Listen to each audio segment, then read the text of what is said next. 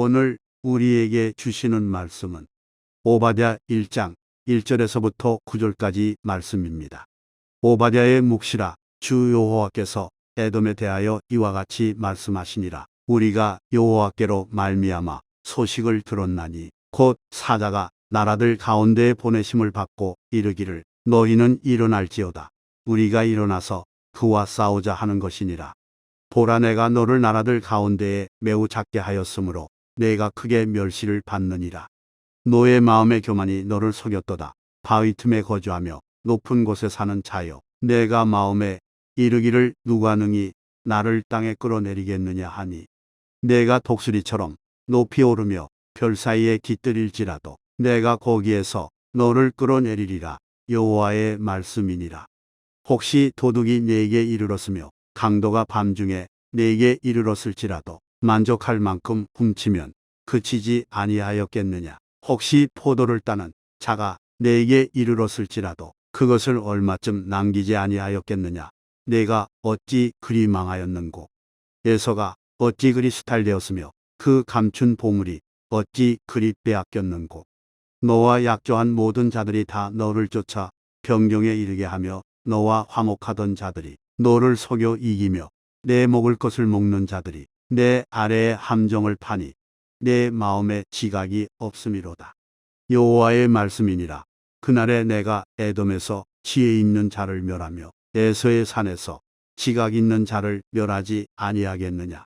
그마나 내 용사들이 놀랄 것이라. 이로 말미암아 에서의 산에 있는 사람은 다 죽임을 당하여 멸절되리라. 오늘 이 시간은 내가 어찌 그리 망하였는고 라는 제목을 가지고 하나님 말씀을 증거하도록 하겠습니다. 저와 여러분이 함께 오바댜의 말씀을 읽었는데, 오바댜는 여호와의 종, 여호와를 섬김이라는 뜻을 갖고 있습니다.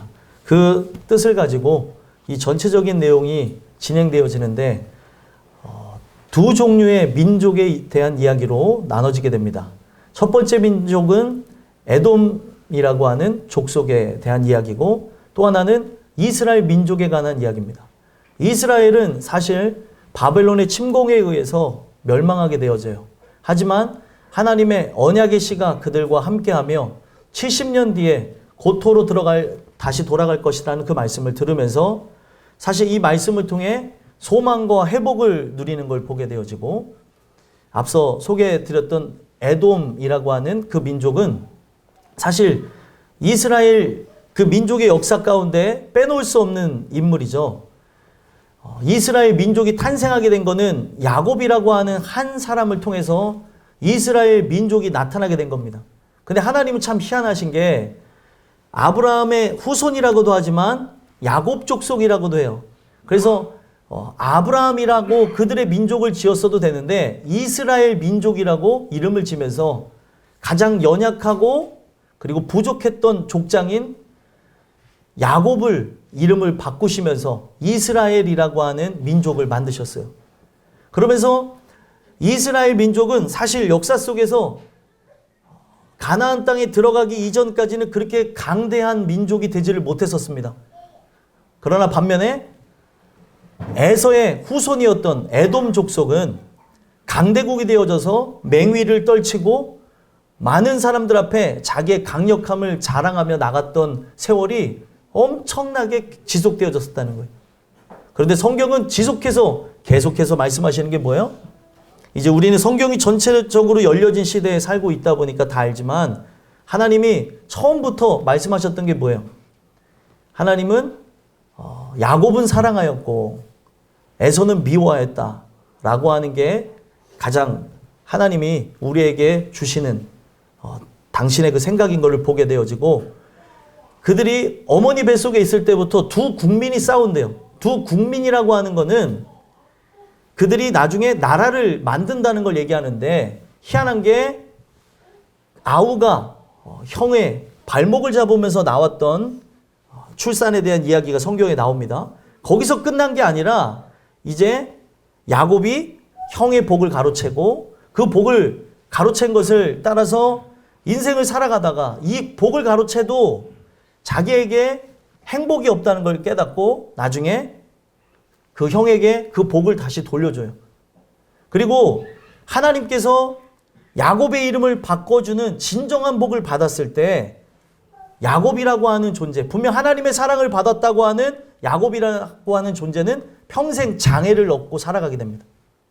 환도뼈가 부서져서 늘 다리를 절고 평생을 살았다는 거예요. 지금 같으면 환도뼈가 부서진 거 고칠 수 있겠지만 그들의 당시 기술로는 항상 지팡이를 짚고 살아야 되는 것이 그때 의술이었다는 거죠.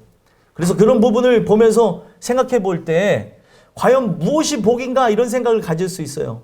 진정한 복을 받았어요. 자기가 복을 가로채서 거부가 되어졌는데 부자가 되어졌는데 그래도 의미가 없다는 걸 깨닫고 형에게 이 복을 돌려준다고 하면서 형을 다시 만났을 때 내가 드리는 이 예물을 받아 주시옵소서 하면서 형에게 줘요. 거기서 그 예물이 복이에요, 복.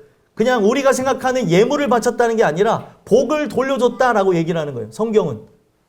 그리고 자기는 이제 하나님 주신 복을 갖고 살아가는데 그 복을 받았을 때 이미 자기는 어떻게 됐어요? 장애를 입은 거예요.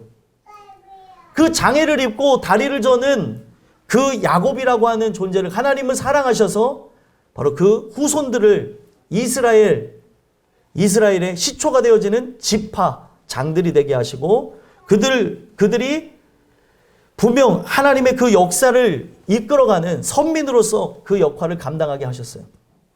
그런데 그들이 가나안 땅에 들어가서도 우상을 숭배하고 자기의 생각대로 살아가는 그런 모습 때문에 결국에 약속의 땅에서 그들은 굴욕을 맛보고 멸망하게 됩니다. 근데 그 멸망하게 되어질 때 에돔 족속이 멸망의 선봉장이 되어졌어요. 어떻게 보면 가까운 친척이잖아요. 그렇죠? 가까운 친척인데 이 에돔 족속이 바벨론에 붙어서 이스라엘을 멸망시킬 때에 앞잡이 역할을 하고 그리고 심지어 그들을 죽이기도 하고 많은 재물들을 약탈해 갔다는 거예요. 에돔이라고 하는 그 국가는 창세기에서부터 벌써 그 나라의 기틀을 세워나가는 걸 보게 되는데 이들은 어디에 살았냐? 세일산에 거주했대요. 세일산이 어디냐? 지금 뭐 세계 7대 불가사의라고도 이야기하는 어떤 그 특정 장소가 있는 페트라라고 하는 장소예요. 페트라. 제가 페트라를 가볼 기회가 있었는데 가보지는 못하고 앞에 들어갔다가 그날 비가 와서 그 앞에서 이렇게 멀찌감히 이렇게 보고 왔어요. 거기에 보게 되면은 바위를 깎아서 만든 제국이 있었다는 거죠. 그게 이미 창세기서부터 이들은 그러한 왕국을 만들었던 거예요. 그렇기에 이들은 엄청나게 교만했어요. 왜 교만하냐? 그 제국을 통과하는 분은 웬만해서는 잘 모른다는 거죠.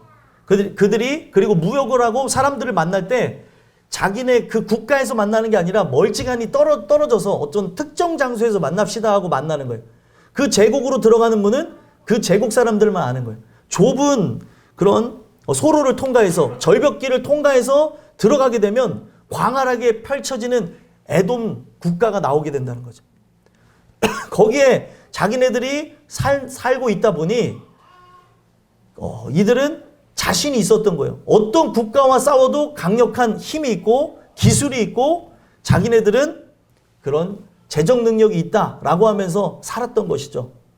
그런데 이들은 분명 하나님의 그 언약 백성으로 세워지는 이스라엘의 그 역사를 보면서 항상 마음속에서 어떤 생각이 있었냐면 분명 그들이 국가적으로는 더 튼튼하고 힘이 있었지만 이스라엘을 사랑했다고 하는 그 말이 그들에게는 분노로 작용하고 어떻게 해서든 저 녀석들을 멸망해야 되는데 멸망하도록 만들어야 되는데 이런 생각이 있어서 그들이 가나안 땅으로 들어갈 때에도 에돔 국가가 자신의 그 나라의 영토를 밟지 못하도록 막으면서 그들이 빙글빙글 돌아가는 이야기가 민수기에도 나왔다는 거예요.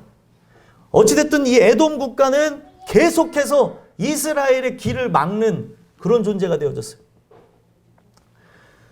사실 에서하고 야곱은 푸른 것 같은데 결국에 이 부분을 완전하게 풀지 못했고 자손 대대로 이르면서 그 형제들의 갈등이 지속되어지고 문제가 계속되어졌다는 거예요. 왜 제가 이러한 배경을 지루하지만 여러분들에게 설명해 드리냐면 이러한 내용이 오늘날도 지속되어져서 에돔 국가가 가장 핍박했던 나라가 어디예요? 이스라엘이라고 하는 국가예요. 그런 형태의 모습이 오늘날에도 교회에 깃들어서 이 에돔이라고 하는 그 족속은 종교인의 모형이 되어지고 이스라엘이라고 하는 민족은 바로 신앙인의 모형이 되어지는데 오늘날 교회 안에 두 민족이 공존하면서 신앙인들이 세워지는 것, 하나의 교회가 되어지는 것을 바로 종교인의 모형인 에돔 국가와 같은 사람들, 에돔 족속과 같은 사람들이 교회를 망치고 있다는 거예요. 그래서 이 오바댜를 통해서 봐야 되는 게 뭐냐면 나는 진정한 신앙인인가 아니면 기독교라고 하는 종교를 그냥 내가 선택해서 나가는 존재인가 이러한 근본적인 문제를 다루고 있는 게 오바댜라는 책이에요. 아이들한테 되게 미안해요. 와, 도대체 우리 목사님 무슨 소리를 이렇게 저렇게 하는가 이런 생각을 하는데 예, 결국에 오바댜라고 하는 요 내용을 통해 에돔이라고 하는 사람들은 어떤 사람? 나쁜 사람. 얘들은 어떤 사람? 나쁜 사람. 예. 이스라엘 민족은 어떤 사람? 좋은 사람, 착한 사람이라고 보면 돼요. 착하고 나쁜 거의 기준이 뭔지 아니 얘들아? 아니, 그런 게 아니야. 악마와 천사, 뭐 그거를 내가 믿는다 안 믿는다 이걸로 착하고 나쁜 거를 나누는 게 아니라 하나님 말씀이 있으면 바로 그들은 선하다라고 해요. 성경은. 하나님이 말씀이 없으면 아무리 착한 행동을 많이 하고 친구들을 도와주고 그리고 솔선수범을 한다 할지라도 악한 사람이에요. 그래서 오늘 우리가 이 말씀을 통해서 살펴봐야 되는 게 그때 이스라엘은 이미 멸망했는데 그들이 멸망해도 끝나지 않은 게 언약이 있었기 때문에 회복이 그들에게 있을 것이었고 사실 그 멸망의 선봉장이 되어져서 이스라엘을 망하게 하는 데에 앞잡이 역할을 했던 바로 에돔 족속은 망하지 않고 흥황했는데 결국에 같은 민족을 멸망시켰다고 하는 그 죄값으로 역사 속에서 완전히 사라져버린다는 거예요. 오늘 저는 이 이야기를 여러분들과 나누면서 살펴봐야 되는 게 에돔 하면은 기억나야 되는 인물이 누구냐? 아담이에요. 아담. 비슷하죠 이름? 아담이라고 하는 단어에서 파생돼서 나온 그 이름이 에돔이에요. 에돔. 왜 성경이 그렇게 이거를 표현했을까? 자, 그들은 늘 붉은 것을 쫓아 살았다고 얘기해요. 에서 하면은 뭘 여러분들이 기억해야 되냐면 에서는 팥죽 한 그릇에 장자권을 팔아 넘긴 존재. 팥죽색이 어때요? 붉죠? 그죠? 붉은색이죠? 붉은 것, 세상의 것을 살아가는 것 때문에 하나님의 자녀가 되어지는 그 축복, 하나님의 자녀로 살아간다는 게 놀라운 특권인데 하나님의 그 장자로서 그 일들을 진행하는 게 감사한 일인데 그거에 대한 가치를 팥죽 한 그릇만도 못하게 여기고 나갔다는 거예요. 결국에 성경은 이거를 꼬집으면서 그들의 별명을 에돔이라고 졌어요. 에돔이라고 하는 거는 아담에서 이제 나온 단어로서 붉다라는 뜻이에요. 그래서 세일산을 보면 세일산도 붉어요. 그리고 세일산이 멀리서 볼 때 양떼가 뭉쳐있는 것처럼 털뭉치들이 뭉쳐있는 것처럼 보이거든요. 결국에는 그들의 인생은 붉은 것, 세속화되어진 것, 정욕을 따라서 세상에 썩어지는 것들을 좋아하면서 멸망으로 나간 족속이 바로 에돔 족속이라는 거예요. 그러면 이 교회 안에도 분명 하나님의 것을 우리가 먹으며 마시며 영원한 것을 소망하며 나가야 되는데도 불구하고 에돔 족속과 같이 붉은 것, 자극적인 것, 성경에 이걸 또 다르게 해석을 할 때 뭐냐면 색욕이라고 얘기해요. 색깔을 사랑한다.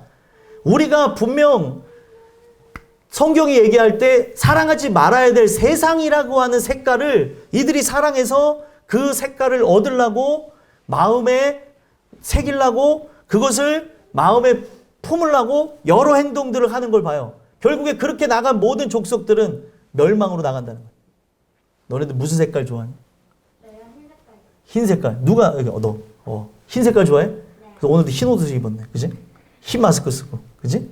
흰색. 좋아요. 어떤 그 아이들을 이렇게 보면은 특이한 색을 좋아하는 친구들이 있어요. 뭐 특이한 색깔 좋아하는 친구들이 있어요? 우리 예준이 무슨 색깔? 똥색? 아, 갈색? 갈색? 아, 너 갈색?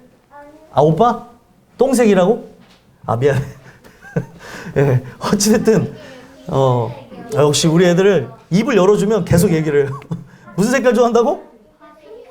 아, 핑크색, 너? 아니야, 예준이. 아, 예준이. 아, 저 뒤에, 저기 범진이 형님도 핑크색을 어렸을 때 좋아했고, 핑크색 많이 입고 다녔어요. 핑크색. 숨어버리셨다. 자, 어쨌든 색깔을 좋아하는 거는 자유인데, 제가 말한 색깔은 세상의 색깔이, 세상을 예를 들면 검정색이요. 우리 서은인가? 응? 아, 너, 얘네 볼 때마다 맨날 헷갈려. 너 누구니? 채연이. 맞아. 채연이, 서은이 맨날 목사님이 지금 10번 물어봤지. 니는 미안해. 근데 채연아, 이게 보게 되면은 너가 좋아하는 색깔이 흰색이라고 했잖아. 자, 하나님의 백성이 좋아하는 색깔은 흰색이라고 생각해 보세요. 세상을 사랑한다라고 하는 게 뭐예요? 검정색을 막 사랑해갖고 몸에다가 막 치장하고 입고, 검정색 좋아하면 입을 수 있잖아요.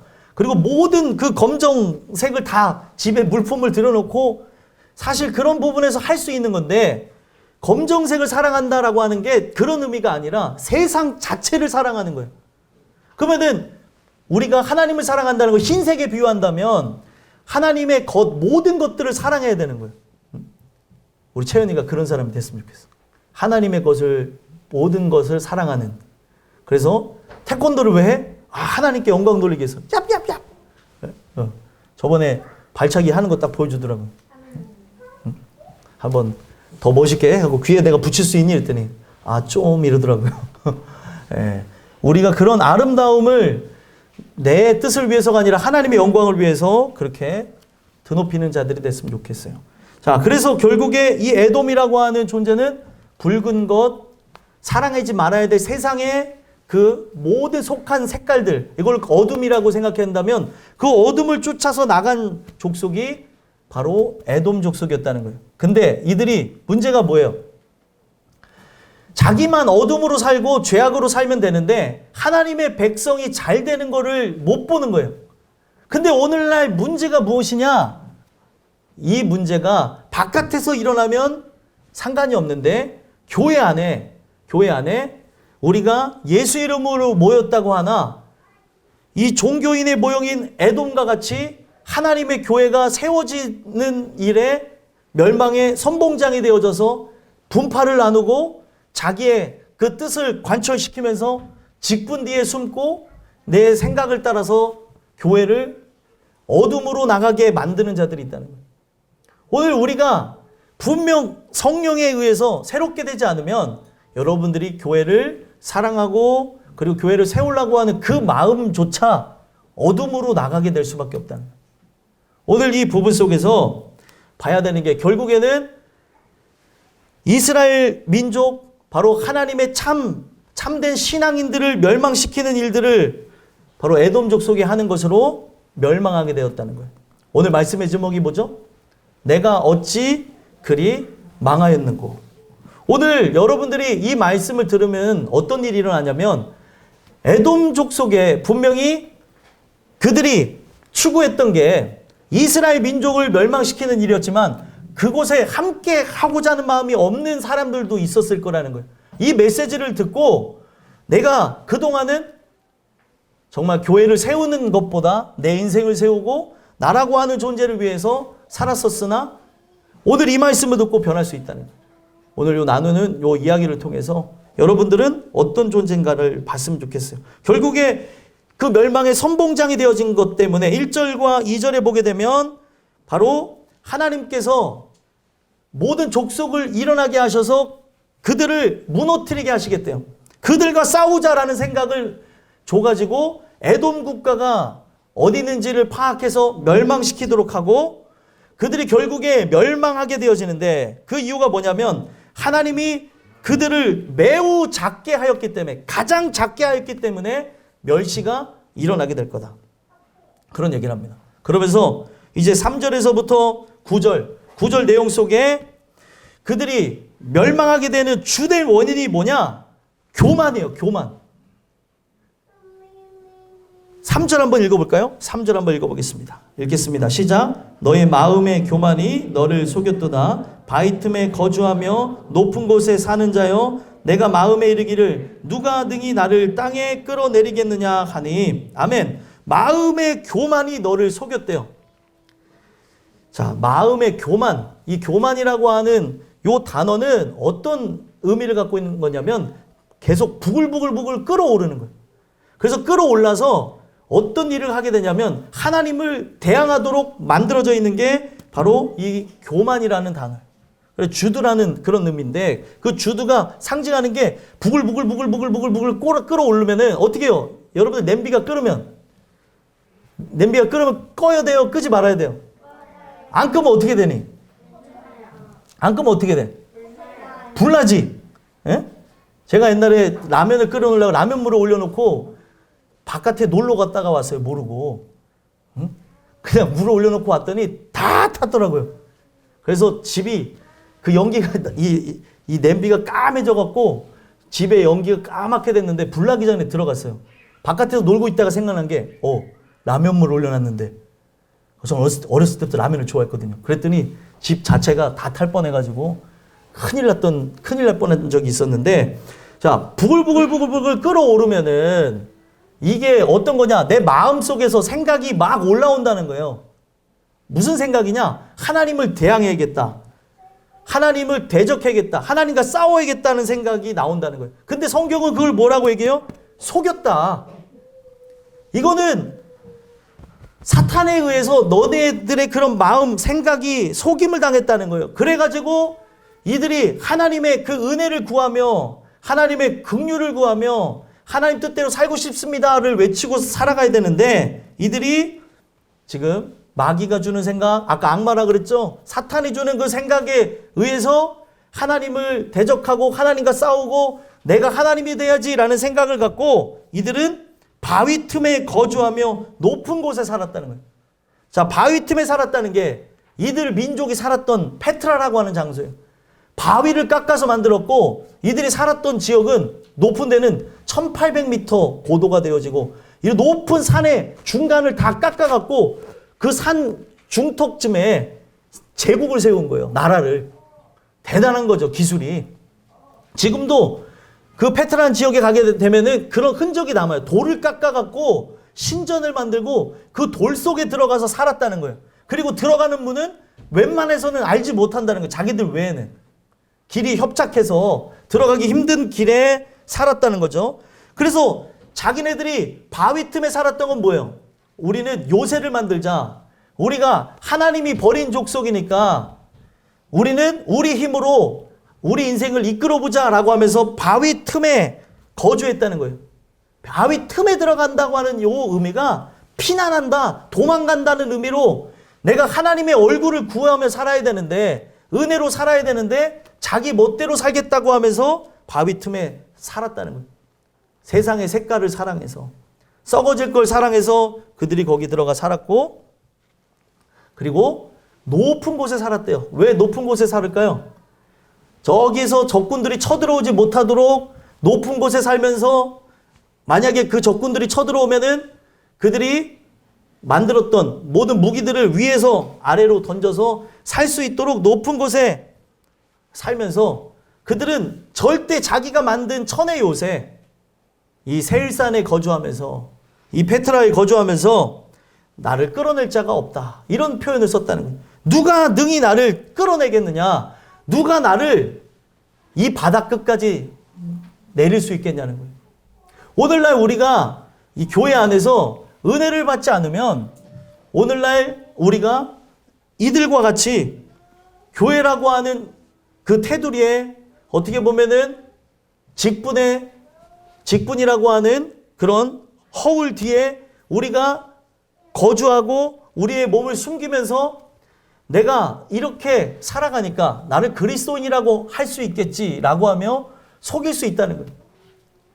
오늘 우리가 이 부분 속에서 종교의 그 의식 가운데 우리가 숨어버리게 되어진다면 내가 구원을 얻을 수 있을 것이다. 나라고 하는 존재를 감출 수 있을 것이다. 라고 살아갈 수 있다고 생각하는 사람들이 있는데 거기에 목사든 아니면은 어떤 존재든 이 종교의 뒤에 숨는다고 해서 숨어질 수가 없다는 거예요.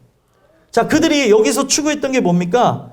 4절 한번 읽어볼까요? 한번 읽어보겠습니다. 시작. 내가 독수리처럼 높이 오르며 별 사이에 깃들일지라도 내가 거기에서 너를 끌어내리리라. 여호와의 말씀이니라. 아멘. 독수리처럼 높이 오르며, 독수리는 적군이 발견할 수 없는 높은 곳에다가 둥지를 만듭니다.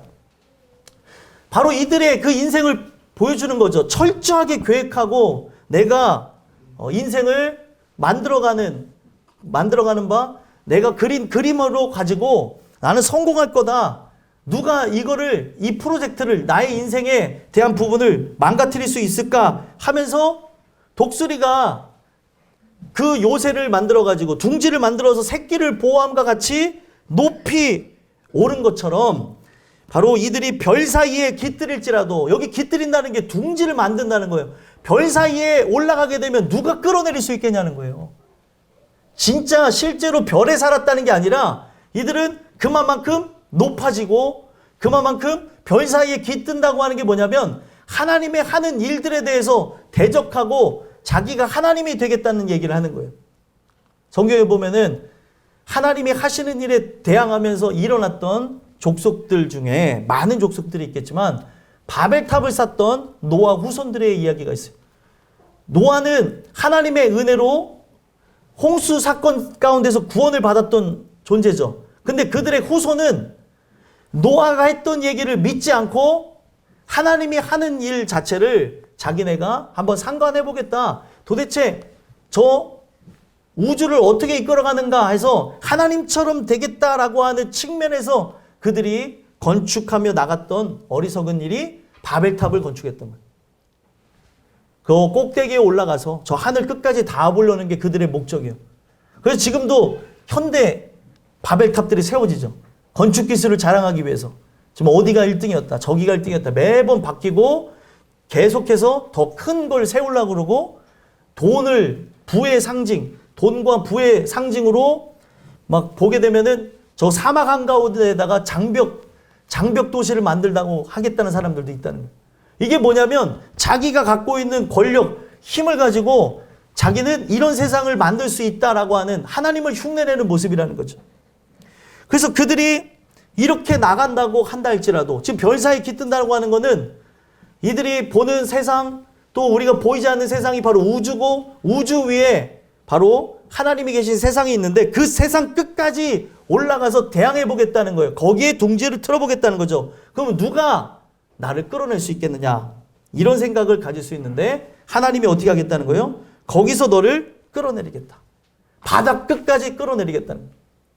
성경에 하나님을 의지하며 살아가야 하는데 의지하지 않고 자기의 그 뜻을 위해서 살아갔던 요나라고 하는 인물이 있어요. 다음 주에 우리가 또 나눌 존재인데 그가 어떻게 합니까? 하나님을 거역하고 나갔더니 물고기 뱃속에 들어갔대요. 물고기 뱃속에.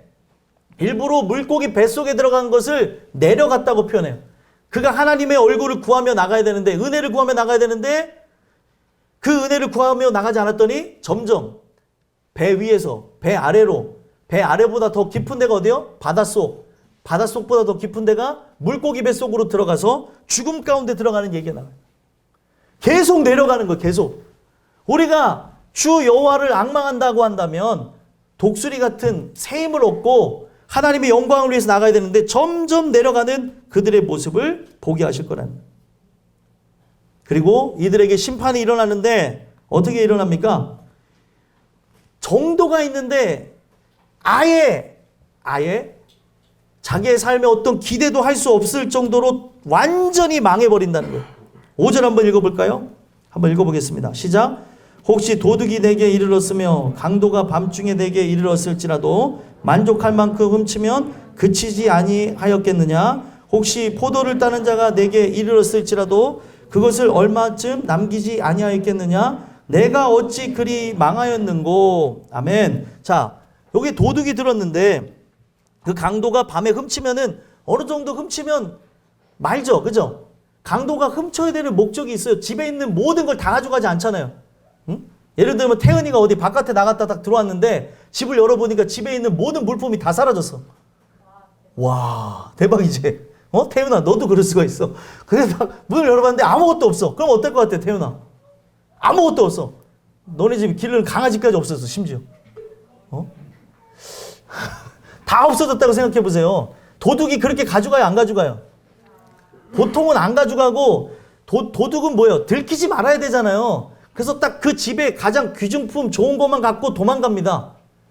저희 집에 가장 좋은 게 제가 예전에 저쪽에 신윤동에 살 때 가장 좋은 게 TV였어요. TV. 네? 그 혼수품을 갖고 온 TV가 우리 집에 가장 좋은 거 있어요. 그거만 가져갔더라고. 아무것도 없는데. 그 곰팡이 쓴 집에 그 TV만 가져갔어. 야, 어떻게 이거를 알고 가져갔지? 네? 그런 적이 있는데 다 안 가져가고 발자국도 아주 친절하게 남기고 왔어요. 뭐 초범인가 봐 이렇게. 그래서 아유, 누군지 알 것 같은데 에이, 그래 가져가서 잘 먹고 잘 살아라. 이러고 말았어요. 도둑은 보통 다 가져가지 않는데 지금 강도가 들었는데 어떻게 한대요? 다 가져간대요.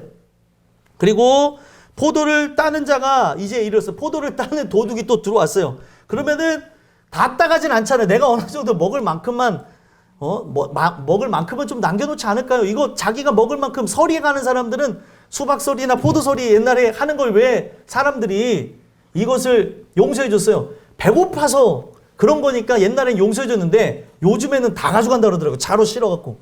그래서 요즘에 그 전기선을 이렇게 해놓는다고 하잖아요. 다 실어가니까.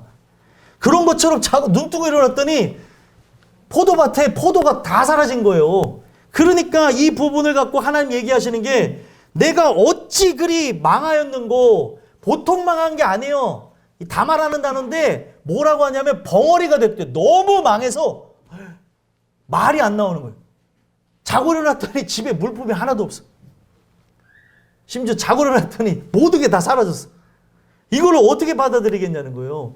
그래서 어찌 그리 망하였는고 라고 하는 이 단어를 통해 바로 너네가 지금 이스라엘이라는 민족을 멸망시키는 데에서 선봉장이 되어져서 했기 때문에 너네들의 인생 자체가 너무 놀라서 벙어리가 될 처럼 말이 안 나오는 것처럼 완전히 망하게 하겠다는 거예요.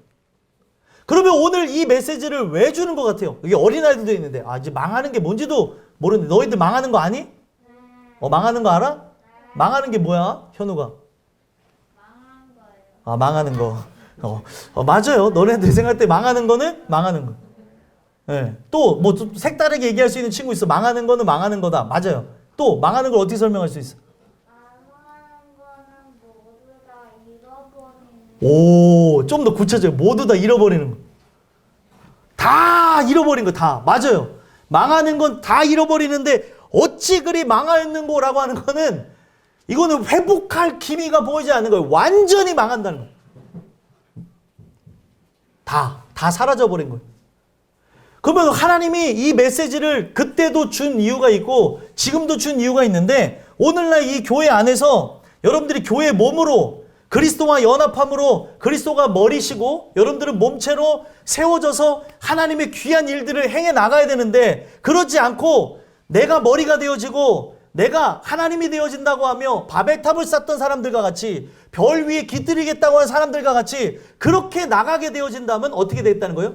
완전히 망하게 하시겠다는 거예요. 하나님의 뜻대로 나가야 된다는 거예요. 그래서 성경은 망하는 거를 복이라고 하는 족속이 있고 또 성경에서는 망하는 거를 저주라고 하는 족속이 있어요. 여러분들은 어떤 족속이냐는 거예요. 지금 이 내용을 통해 그들의 죄가를 알고 그 에돔 족속이 우리의 죄 때문에 교만 때문에 내가 말씀에 붙어서 말씀을 의지하고 나가야 되는데 그 말씀을 믿지 않고 나의 욕망과 생각을 따라서 이렇게 나간 것이 멸망으로 나간 거구나 라는 거를 깨닫고 돌아오라고 이 말씀을 주는 거예요. 돌아오라고. 오늘날 문제는 뭐냐? 교회 안에 탕자들이 많아요. 이 탕자들은 언젠가 기회가 되면 나갑니다. 언젠가 기회가 되면 세상에서 이제 헤매고 다녀요. 그래서 그 탕자가 되기 전에 어떤 현상이 일어나냐면 말씀이 안 들려요. 말씀을 들어도 감동이 없고 감격이 없고 감화가 없고 이해가 되지 않고 그리고 졸리기만 하고 이 말씀을 듣게 되어지면 무슨 말인가 삶의 적용이 전혀 안 되는 거예요. 이게 계속 되어지고 있다면 여러분 특별히 기도하셔야 되는 거예요. 내가 이 부분으로 인해서 넘어지지 않게 해달라고. 이 말씀이 계속 들려져야 사람이 때로는 피곤할 때도 있죠. 그런 걸 얘기하는 게 아니에요. 이게 반복되어지면 병에 걸린 거예요. 영적인 병에 걸린 거예요. 이것이 지속되어지다 보면 어린아이들이건 어른들이건 사라진다는 거죠, 결국에. 왜요? 내 마음이 내가 인지하지 못하는 사이에 부패했기 때문에 결국에 그렇게 된다는 거예요. 그래서 결국에 내가 하나님이 되어져서 그 교만한 마음을 갖고 내 멋대로 살아갔기 때문에 교회 안에서 그 말씀과 함께 나아가야 되는데 그 말씀 안에 거주하지 않았기 때문에 내가 아무리 좋은 계획을 세우고 내 힘으로 내 인생을 일으키려고 그러고 힘쓰며 애쓰며 산다 할지라도 내가 어찌 그리 망하였는고 라는 말씀처럼 완벽하게 망해버린다는 거예요. 그리고 6절에 뭐라고 얘기냐면 어찌 그리 수탈되었으며, 수탈되었다는 게 다 어떻게 숨겨놓은 것까지 다 찾아지게 됐냐는 거예요. 악한 것이 이 모든 부분을 찾아내서 감춘 그 보물, 이거는 나만이 알 수 있는 곳에다 놨는데도 다 가져가는 거죠. 희한한 거는요, 저는 모든 걸 아내한테 다 맡기고 저 지갑도 잘 안 들고 다니는 건데 어떨 때 5,000원, 10,000원이 생길 때가 있어요. 그럼 이거를 잘 숨겨볼까? 근데 기가 막히게 5,000원, 10,000원을 어디서 이렇게 챙겨서 가요. 예? 야, 이거는 요건 나중에 내가 깎아 사 먹어야지. 돈 있어도 별로 쓰질 않거든요. 어떻게 뭐 필요한 거 있을 때 아내가 크게 뭐 사줄 때가 있고 그런데 그런 게 관심이 없어서 지갑도 잘 안 들고 다녀요, 저는. 그래갖고 그런데 요거는 나중에 써야지 하고 했는데 신기한 거는 아내가 찾던지 심지어 이거에 대한 뭐 값어치를 모르다 보니까 제가 어디다 놨는지를 잃어버릴 때가 있어요. 어디다 놨지? 예. 그거 왜 그러나 하고 한번 이렇게 해봤는데 재밌더라고요. 5,000원. 근데 제가 이제는 안 해요. 왜 안 하냐? 다 찾아가더라고요. 지금 여기 보면 감춘 보물이 어찌 그렇게 빼앗는 거라고 하는 거는 자기가 아는 장소에만 숨겨놨는데 그것까지 탈탈 털어간다는 거예요. 응? 너네들 그런 거 숨겨놓은 장소 있어, 집에? 보물 창고 있어, 너네? 없지? 없어? 아니, 있으면 내가 찾으러 가려고 그랬지. 내가 한번 찾아보려고. 다 가져갔다는 거예요. 그리고 거기서 끝나는 게 아닙니다. 지금 주변에 있는 모든 사람들이 등을 지고 바로 함정을 파가지고 그 함정에 빠지도록 하게 한대요. 자, 함께하는 모든 사람들이 등을 돌린다는 거죠. 7절에 한번 읽어볼까요? 읽어보겠습니다. 시작. 너와 약조한 모든 자들이 다 너를 쫓아 변경에 이르게 하며 너와 화목하는 자들이 너를 속여 이기며 내 먹을 것을 먹는 자들이 내 아래에 함정을 파니 내 마음에 지각이 없음이로다. 아멘. 마음에 지각이 없다는 것. 지금 이런 일이 일어난 이유가 뭐예요? 마음의 교만이 너를 속였다. 마음의 교만이 가득 차 있기 때문에 지각이 있을 수가 없죠. 하나님 말씀이 통치하지를 않고 그 속여진 생각과 마음에 또 합리화를 시키고 하나님 은혜대로 살고픈 마음 없이 자기 멋대로 살아가니까 결국에 사람과의 관계도 다 끊어지는 거예요. 성경은 딱 한 얘기합니다. 하늘에서 매면 땅에서 매일 것이요 하늘에서 풀면 땅에서도 풀리리라. 여러분들이 살아가면서 인간관계의 그 꼬임이 우리의 어떤 그 MBTI나 아니면은 혈액형이나 아니면은 그 각자 고유의 특성 때문에 생긴다고 생각하는 경우 있잖아요.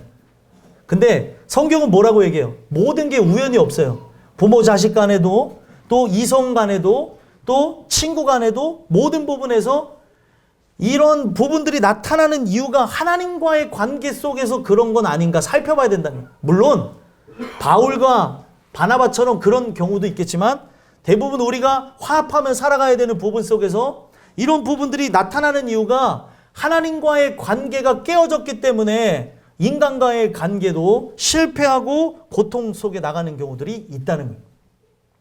그러니까 모든 건 우연이 없어요.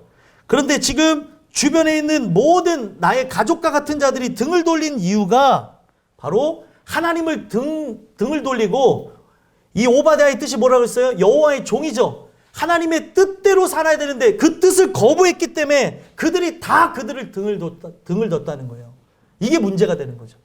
오늘 여러분들이 미련해 보이고 답답해 보이겠지만 이 말씀대로 의지하며 살아가게 되면 하나님께서 여러분들을 책임져 주십니다. 모든 것을 형통이라고 하는 찰나라는 단어인데 돌파케 하시고 열리게 하시고 그리고 모든 그 막혀진 것들을 뚫어 어떻게 하신대요? 광야에서 샘물이 나게 하시고 그리고 우리 인생 자체 정말 가뭄이 찾아왔다면 하늘에서 비를 내리시고 길을 여시는 분이 바로 하나님이시라는 거예요. 이걸 믿고 의지하고 나가야 된다는 거예요. 그 하나님을 믿어야지 여러분들이 아무리 인생을 살아가면서 여러분들이 어떤 부분에서 처세술이나 어떤 부분 화술 능력을 키우거나 인생을 살아가면서 사회성을 기르기 위해서 뭘 하거나 견문을 넓히거나 의미 없어요. 성경에 대한 지식이 없으면 이 세상의 견문이 아무리 넓어졌을지라도 이들이 교만하여서 하나님을 대항했던 것처럼 그렇게 살다가 멸망으로 갈 수밖에 없다는 거예요. 성경은 딱 한 얘기합니다. 너네들 마음에 지각이 없다. 하나님을 아는 지식이 없다는 거예요. 하나님을 아는 지식이 없기 때문에 멸망으로 나간다는 거예요. 그래서 그들은 자기네들이 가장 지혜롭다고 하면서 이 하나님을 자기가 등지며 살아갈 수 있다고 했는데 어떻게 한다는 거예요? 완전히 멸망시키겠대요. 8절 9절 마지막 읽어보겠습니다. 읽겠습니다. 시작. 여호와의 말씀이니라. 그날에 내가 에돔에서 지혜 있는 자를 멸하며 에서의 산에서 지각 있는 자를 멸하지 아니하겠느냐. 드마나 내 용사들이 놀랄 것이라. 이로 말미암아 에서의 산에 있는 사람은 다 죽임을 당하여 멸절되리라. 아멘. 여호와의 말씀이래요. 이 말씀이 어떻게 한대요? 에돔에서 지혜 있는 자를 멸하며 에서의 산에 있는 지각 있는 자를 멸하지 아니하겠느냐. 멸망이라는 게 뭐예요? 완전히 죽어서 없어지는 거예요.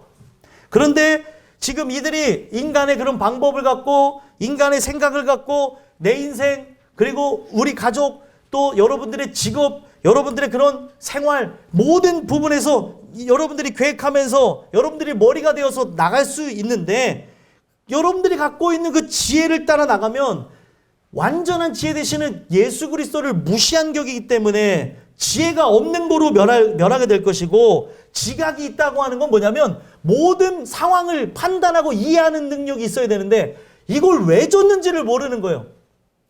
하나님께서 저에게 징계를 줘서 깨닫게 하기 위함인데도 그거를 그냥 아무런 감각 없이 나가기 때문에 하나님의 징계의 사인을 거부하다가 심판을 받지 않겠느냐 얘기하는 거예요. 지각이라는 게 그런 거거든요. 이해하다, 그리고 분별하다, 분리하다 이런 건데 오늘 우리가 하나님 주시는 은혜에 의해서 하나님의 사람이라고 하는 존재는 하나님 말씀을 통해서 세상을 보고 어떤 상황, 환경, 형편, 처지를 이해하는 능력을 받는 거예요. 아, 이거는 눈에 보여지는 게 다가 아니구나. 하나님께서 하시고자 하는 바가 있구나. 병을 얻을지라도 내가 원하는 게 되지 않았을지라도 하나님이 어떤 그 뜻을 보여주기 위함이라는 거예요. 별거 아닌 것 같아도 모든 우연 속에는 필연적인 뜻이 있다는 거죠. 그래서 안타깝고 아픔의 이야기지만 농담 반 진담 반 전 예준이한테 기도하라고 또 얘기합니다. 너가 대회 나가서 입만 맞은 게 이거는 이유가 있는 거야. 왜요? 너 기도 안 했다며. 신기한 게 거기 가서도 기도를 안 했다는 거예요. 그래서 하나님이 놀랍게 너 입만 맞았어. 그래서 그래요? 이러더라고요. 입이 이렇게 부어서 왔어요. 너무 안쓰러운데 제가 그랬어요. 그러니까 기도하라고. 하나님이 도와주시는 걸 더 체험해야 돼. 알겠어요? 현우가? 예준이 얘기할 줄 알았는데 이제 그러면은 기도하며 나가면 하나님이 도와주셔서 이 손발을 붙잡아 주시는 걸 경험할 거라니까. 진짜로. 너네도 열심히 해야 되지만 하나님이 이 모든 걸 주관한다는 거죠. 모든 건 이유가 있다는 거예요. 그래서 이제 기도하겠다고 하는데 앞으로 봐야죠. 오늘날 내가 알고 있는 지식을 갖고 살아가는 게 아니에요. 그래서 마지막 얘기하고 있는 게 뭐예요? 9절에 드마나 내 용사들이 놀랄 것이야. 드만이라고 하는 건 또 에돔 족속의 다른 별명이에요. 에돔 족속 중에 한 아들이 있는데 그 아들의 이름을 따서 만드는 그 용사가 수만 명, 수십만 명이 있을지라도 놀란다는 게 뭐예요? 자기의 힘으로 하나님의 불가항력의 심판을 거부할 수 없다는 거예요. 불가항력의 은혜를 받아야지 불가항력의 심판을 받으면 되겠냐는 거예요. 불가항력이라는 거는 내가 손으로 내 힘으로 막을 수가 없다는 거예요. 그래서 에서의 산에 있는 모든 사람은 죽임을 당하여 멸절된대요. 그러면 여러분들이 나가야 되는 산이 어디예요? 에서의 산이 아니에요. 어디예요? 하나님의 산으로. 바로 여호와의 산에 올라 하나님의 전에 이르자. 하나님의 전으로 오라는 거. 여기서 말하는 산은 우리가 에서의 산에 있을 것이 아니라 바로 성전, 교회로 나와서 하나님의 은혜를 구하며 나갈 때 이것이 사람들이 볼 때 미련하고 답답하다고 하겠지만 말씀대로 한번 살아보자. 하나님이 도와주시는 인생, 책임져 주시는 인생 살아보자 라고 여러분들이 믿고 의지하며 이 교회에 앉아있는 것부터 어린아이부터 또 청년 그리고 장년, 노년에 이르기까지 시작해 나가신다면 하나님이 책임질 거라는 거예요. 그래서 여러 일들이 있어서 못 온 친구들도 있는데 오늘 건호가 와서 너무 기뻐요. 그리고 권사님 동생이 오셔서 너무 기쁘고 이 부분이 뭐예요? 하나님이 책임져 주는 인생으로 초대하시겠다는 거죠. 에서의 산에 내가 만든 방법, 내가 갖고 있는 그 힘으로 안 된다는 거예요. 성경은 바로 여호와의 산에 바로 하나님의 전에 이루어야 된다.